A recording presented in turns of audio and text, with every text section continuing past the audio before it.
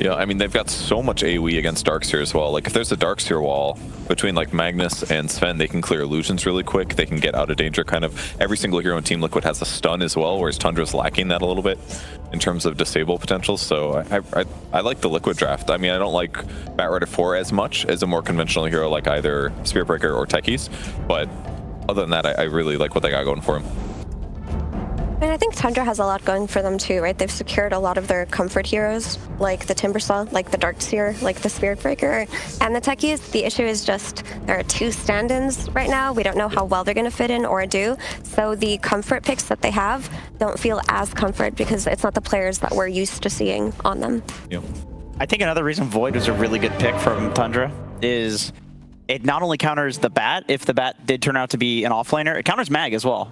Like, this hero does, well, it's like you can't max the Empower, which people are doing, but the Skewer back, you're never killing a Faceless Void. And that's like usually how Magnus is pressuring in lane, is like he's sitting there, he's hitting you, and then eventually you're CSing against him, he skewers you back, he kills you. You can't do that against Void or Anti-Mage. But I feel like Magnus out-CS's Void now with the way that they're maxing Empower. Like, I feel like he should just have a free lane.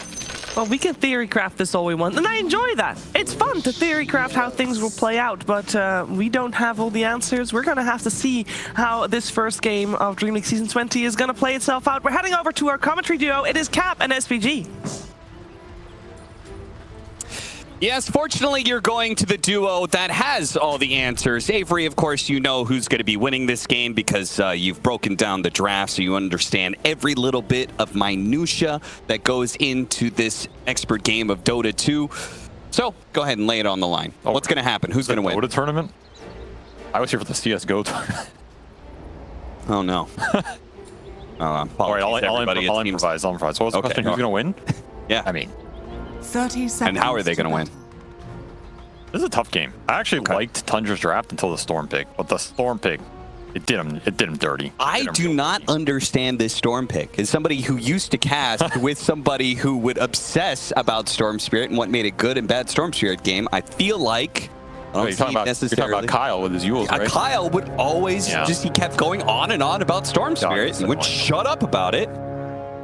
Yeah, so I am pretty curious about that as well. I mean, it's Storm into basically no real stuns. And I feel like when you get Storm in these games, I mean, I don't know about everybody else out there who's been playing pubs this patch, but these last pick Spirit heroes on mid, they're annoying as hell. You don't have stuns. They just have absolutely free roam. They pretty much, if they can get to the 6 first, then they guarantee the power runes. Once they get power runes, they can make rotations. Once you start making rotations, you break open side lanes. Then all of a sudden, you're winning wisdom rune battles. You're snowballing. All these early objectives just start going your way when you have a mid hero who can rotate. And that's my kind of issue with mid Timbersaw. I think the hero does his job. I think he lanes very well, beats a lot of heroes, offers you a crap ton of damage. But does he contest these rune rotations and the pressure that, for example, Nisha can output in this game? Pretty early, like 8 to 15 minutes, he can get active. He can start creating action on the map. It's kind of a slow, clunky build-up lineup from Tundra. Sure, that mid-game with Darkseer Void is incredibly strong, but are you going to get there on even footing? I feel like Liquid is a little favored here if Nisha can just start going ham. Yeah. And I also like, one thing I like about the Storm Spirit is I feel like they really didn't need much else besides just like a strong initiation to fights. Yep. Because you, like, as soon as you have that initial, like, we want to kill this guy, you get that disable on him, Storm Spirit doesn't need to put out the damage. The Sven's going to come in and boom, boom, boom, you know, kill that hero. If they, you know, spot the Faceless Void out of position, or if they kill the Darkseer to start a fight. He is a Sven. Yeah. Let's lower that. What's wrong with Sven? Let's lower the expectations a little. Oh, you don't like Sven, huh? Well, I don't know if Sven likes me. It's all reason. Okay. Well, I think Sven... The good thing about Sven in this lineup, I think, is because of the Storm aspect, there's not too much pressure on him to just carry the fights with his damage alone. Sure. Like, let's say Mickey goes in, gets a good stun, like bursts one target. That's probably enough for Liquid to win the fight. I think these games Sven suffers are when he has to kill 4 to 5 heroes in a fight. It just at some point goes wrong. You get stunned and then your hero disappears from the game. I mean, they do have some pretty nice... Ooh, that was a well-timed bash, but it looks like top lane is where our first blood is going to be as Soxa ends up falling to Zai. They do actually trade out as Mickey does end up falling in this bottom lane. That's a really nice pickup bottom for Tundra. I'm sure they wish they got the first blood earlier. Yeah. Gonna be giving Soxa a chat after this game about that one, but Zai will indeed pick it up on the Magnus. I mean, how do you stop Mag on lane? It's such a hard hero, that lane right now. He has solid nukes, incredibly good base damage, can build the early sustain items. And then I think we're going to see a lot of Bat and Techies for the same reason. I think Bat Rider and Techies are the two supports right now that you cannot beat on lane. You can go even, but you cannot beat them. There's surely got to be some matchups against each other, so I guess they are both going to lose the lane. Okay. Well, they both could win, too. That's how that works, right? I mean, sure, okay, the one thing I have some problem with that is there's got to be some matchups that Bat Rider just takes advantage, or the opponent of Bat Rider just takes advantage of all of the free stick charges you get. You don't get stick charges, though, because he doesn't level Napalm. Yeah, that's true. But if he doesn't if he doesn't have that constant impact. By the way, isn't this kind of egregious in the realm of Dota history? Do we have a Bat Rider who doesn't level Napalm? I mean,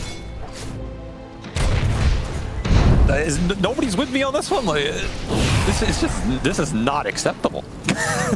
I'm just gonna say it because why not? Isn't part of Dota being able to have different variations of builds throughout different metas? And I mean, it's like if they had an axe without an axe. Well, that's probably going to be happening soon. Battle Hunger Axe. With no... Yeah, just get rid of Culling Blade. Call it Culling Fist. And we'll be done.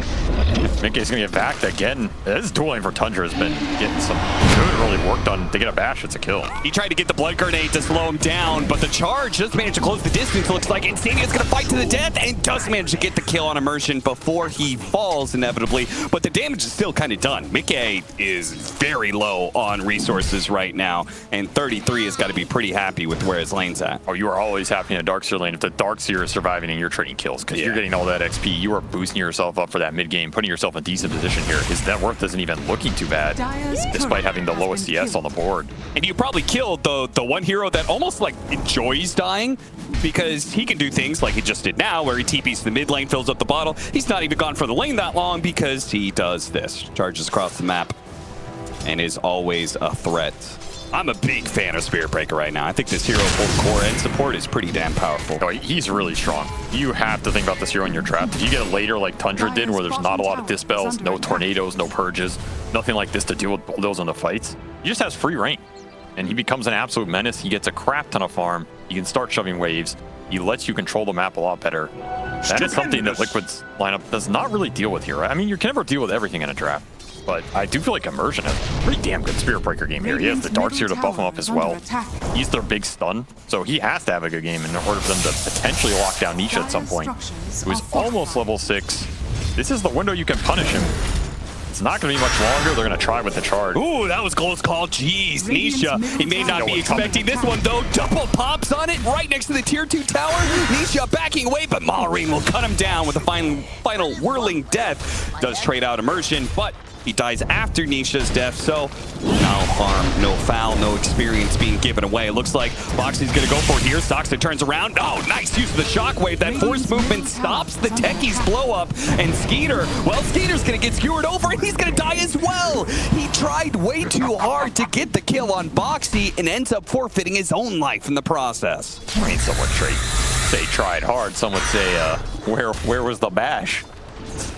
Where was the bash, Cap? Well, he tried too hard to make RNG happen. Oh, a regen rune for Nisha? Well, he's still not 6, though. Yeah, that is actually a bit of a problem. Nice use of Flame Break there. These force movement spells are going to be pretty potent against the Spirit Breaker. You've actually got Timbersaw as well. Yeah, that's something to think about. Shockwave, Skewer, Flame Break, Sven Stun, Sleep. There's a lot of just random stuns that can go out in these fights and stop Tundra supports from chaining these kills. Yeah. Just makes it even tougher. I mean, this is a rough laning phase for Skeeter. This is what can happen on Faceless Void. Liquid basically had choice of matchup here. They could have put the Mag mid. Not what they would have preferred, but they're happy with this Mag versus Void matchup. The Mag just dominates with the higher base damage. They're just continuing to put the pressure on. I mean, normally you try and bail this out, but who's going to bail it out? It's pretty much only if Malrine wants to TP up here.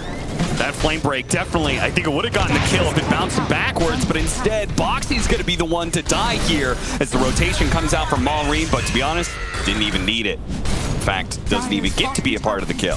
This is the trade-off that Tundra have to think about. Okay, you want to rotate your Timber to these side lanes. You're giving space for Storm mid. Nisha has that regen. He's pushing in mid. He's getting soul XP here. He can make the rotation. Radiant are scanning. Fortunately, Timbersaw's able to get back and limits some of the damage, but the Siege Wagon still did some serious work. Oh, nice little stack here. I will say the one thing about Storm Spirit, not a whole lot of stuns to catch him out, but also I do think it is hard for him to kill opposing heroes solo. Outside of the Faceless Void, I think all of those heroes are innately tanky and quite good against Storm Spirit when it comes to just surviving against him. Zip! Even Techies has magic resistant talent, and Storm Spirit requires right-clicking very often to be able to get the last bit of damage done, which Techies has Taser for. And Boxy is just in no man's land. This is the downside of support bat, by the way. It's why I'd much rather have the Techies. I think Techies is, again, Techies bat, my two strongest laners right now, but I think Techies mid-game transition is way better than the support bat riders. Yeah. I think with support bat, either you're getting super fast 6 and maybe you can make some play happen on lasso, but otherwise I think you're farming mostly.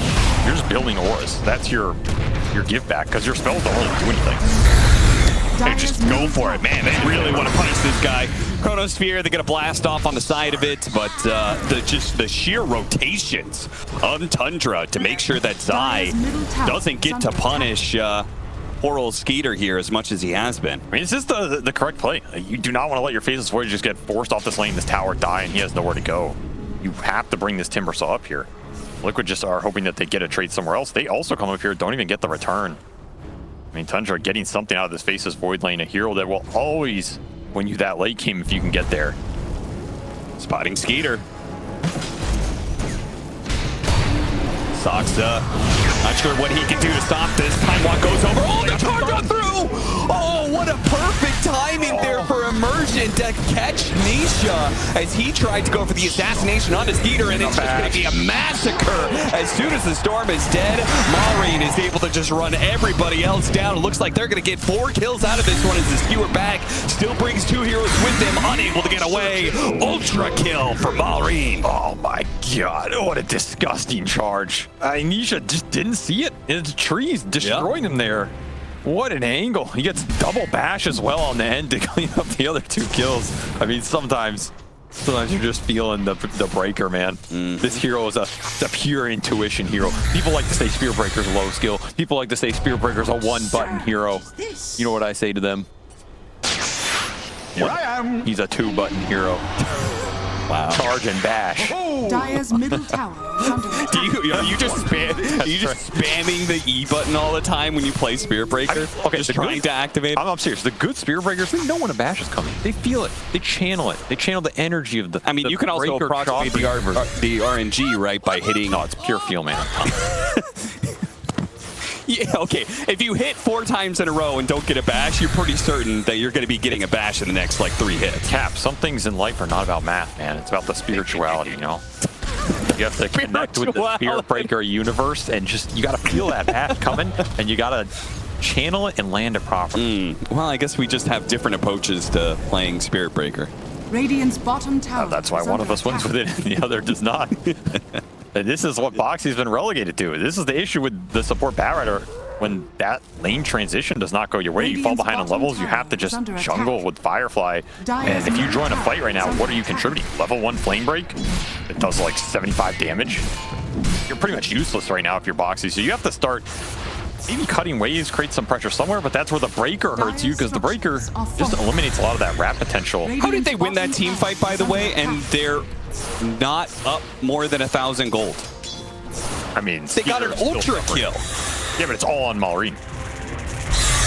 Right? It's all in the Timber right now. I mean, he is incredibly fat, but the Void still had a very rough laning phase, and all of Liquid's cores have been farming the whole time. Yeah. Like, Nisha went up there and it died, but Nisha also pretty much had an empty lane past those units because of the Timber rotations. It's hard to build leads against really good teams in the early game. They're always finding something. They're always getting the trade-offs. You also have to consider Liquid they have a Bane. Bane is a pretty slow early game hero that also builds up on top of this Magnus lineup. So this is going to be probably a very long game for both teams that are gearing up for it. It's just a question. Oh, what a timing from Soxa! Baits out the rune. Unfortunately, the sleep came in and stopped Maureen from delivering the damage needed to kill Nisha, but that was still a very cool play. I mean, the timings are going to have to be on here because of all those cancels we've talked about. So far, they have been there. I mean, charges and blast offs, like, You don't have the best things to be able to control Storm Spirit, but Tundra is making it work. Dire's middle As this tower game continues like this, at a certain point, you're just going to have so much net worth on the Timber and the Darkseer. Like you said, is Storm going to be able to cut through it? Yeah. This is a lineup that become incredibly tanky very fast because the Darkseer is going to have fast auras on top of those 3 tanky heroes in the Breaker, the Timber, and the Techie. And where is the follow-up damage? And what, like, sure, once this event gets big, right, then that's fine. But it's not like these supports provide a ton of damage to follow it up. No, you got to combine your cores. You got to throw some serious ults around like this. I mean, that initiation had to be followed up with an RP in order to kill a Faceless Void. That's still a very big kill to get. This is Midas Faceless Void. You're going to continue to shut down his progress. At some point, Skeeter will want to move to the triangle and bottom area rotation, but that has to kind of sync up with Tundra willing to fight with the other 4 heroes. Oh, speaking of triangle, check out the Radiant one. Blink and you missed it. It's already gone. Just the dead corpses that's a of all the ancients. So Mickey gets even bigger. Look at all the camps they've stacked there. I mean, there's your answer to how Liquid is keeping this an even game. That was a lot of dead Thunder Hides. Yeah. Dead Thunder Hide for It's like every dead North American team I've seen over the years. Just a graveyard of careers. I mean, you got to start flaming NA day 1, right? I mean, yeah, you got to set the expectation. I mean, if there's one thing that makes me think of NA Dota, it's 2 European powerhouses going at each other right here. That is, you know, and they just randomly catching strays for no reason. Exactly. There's nothing that brings it out of all of us as I mean, you got 2 North American coaches. There you go. That is true, actually. Yeah, that is something to think about. You know, AUI and Blitz, very veteran NA players here leading these Europeans with that great American leadership. Yes. Those who cannot do, teach. Well, those who cannot teach, commentate. So glad to have you here, Avery. I think that was uncalled for. Yeah, I feel like your shots against NA uncalled for. No, those are pretty called for. 7-11, Tundra on the hunt for a fight right now, but not able to, again, lock down some of these heroes. It's an issue, especially if you're starting the fight during daytime. Maybe there's some ward vision. I mean, this is that group up with the Darkseer aura timing. This is your early Crimson Guard.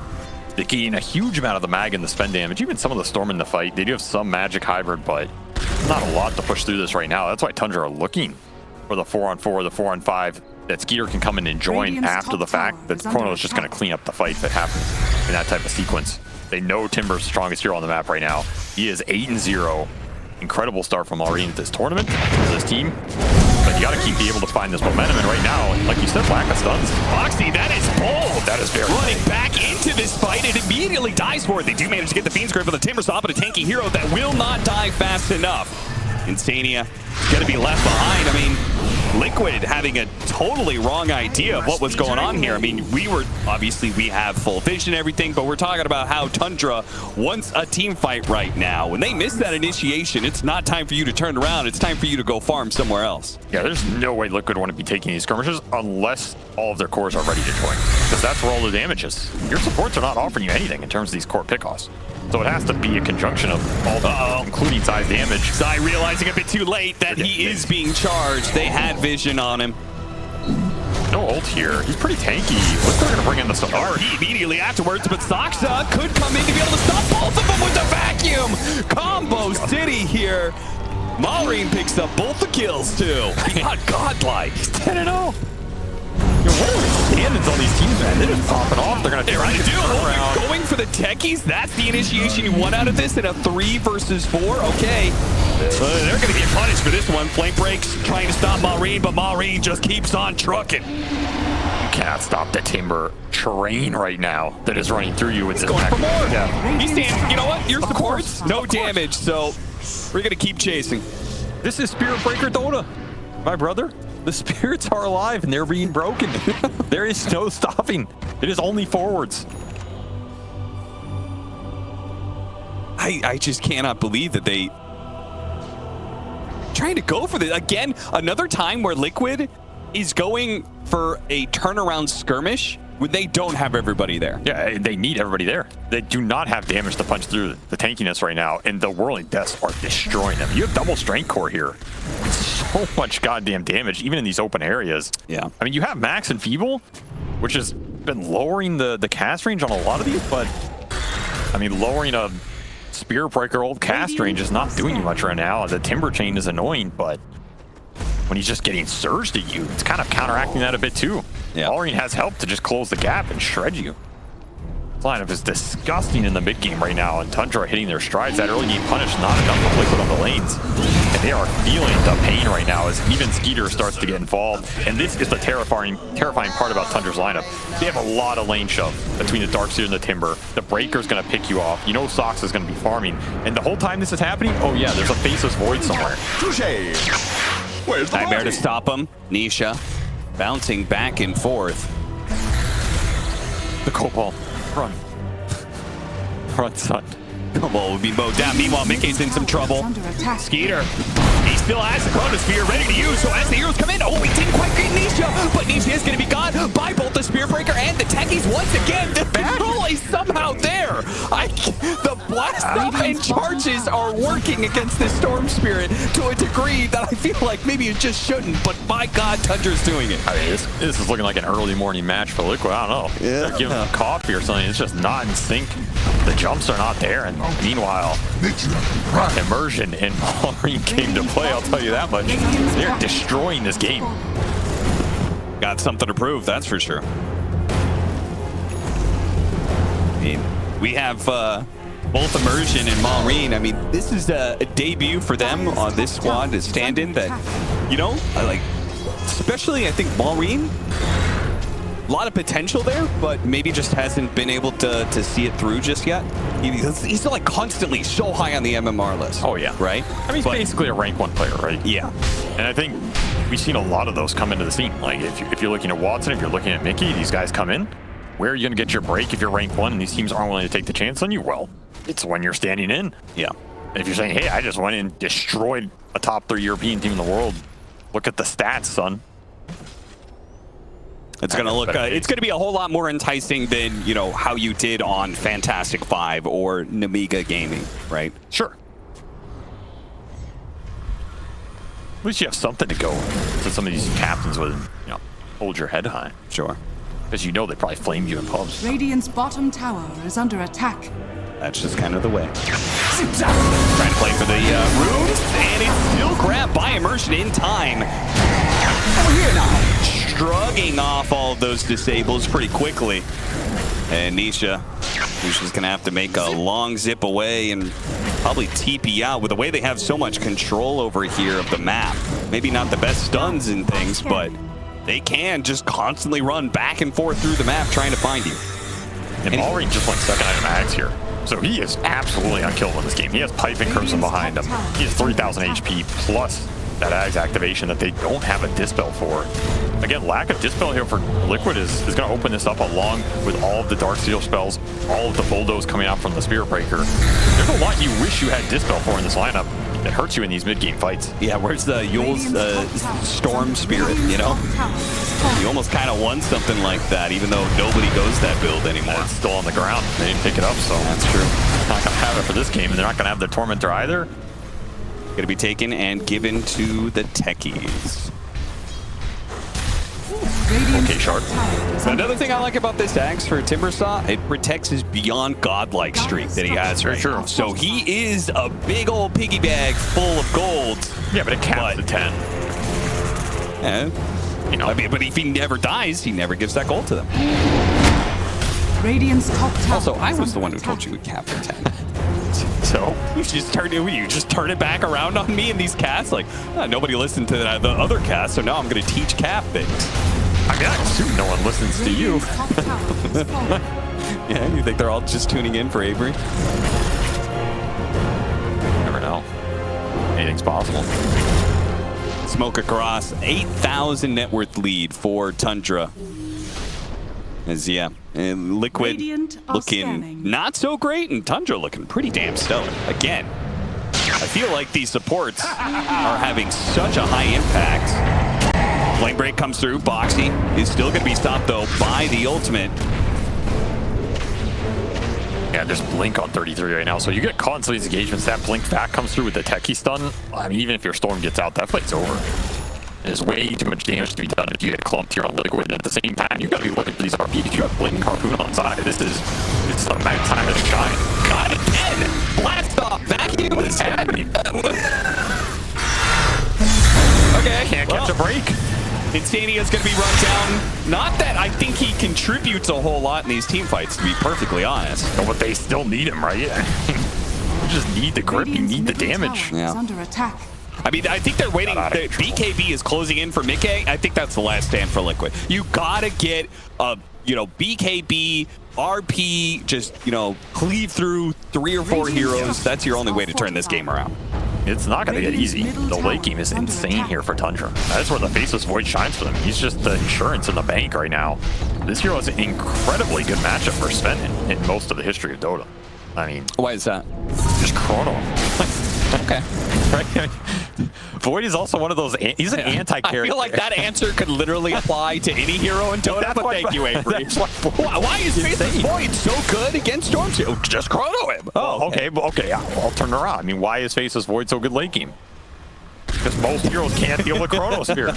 It's a hard spell to deal with. Okay, I would argue that Sven, surely, Sven is a pretty tanky hero.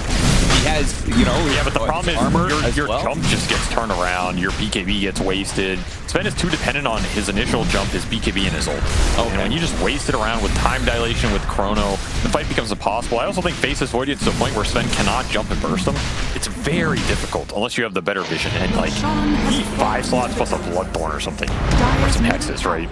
Void just gets extremely tanky. You can get a backtrack talent. You can get double Chrono with a Refresher Shard. Oh yeah, if you get to level 25 and one of the 5 crucial hits you get in a team fight gets backtracked, then it's a very tough matchup for Sven. And generally, Sven won't beat other carries unless he's ahead anyway, which Mickey has just not been this game. There's Uriel Scepter. Oh yeah, did eventually get it. I mean, they need it for this breaker going in. There's no other control.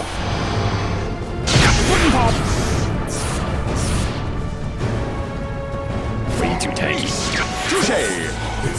This is a question for Liquid. I mean, who do you want to find? Who do you want to jump? It's got to be 33. They're going to run into him, but not fast enough. I feel like you have to find Darkseer. Maybe start getting some skewers. Are you killing him? Skewer back. If he gets off the Aghanim Scepter, it's all over. Yeah, they can't go for that kill anymore. I don't want to vacuum again by 33. The RP has to go out, but look at the Sven. He doesn't do anything to these guys. GG, they're done. They're out. Yeah, that is... he took a couple swings there in the 4-man RP and said, oh, wait a minute. I don't do anything. They're not taking any damage. Let's go next, guys. Somebody popped a Crimson Guard. Somebody has a lot of armor, and all of a sudden my damage is all gone.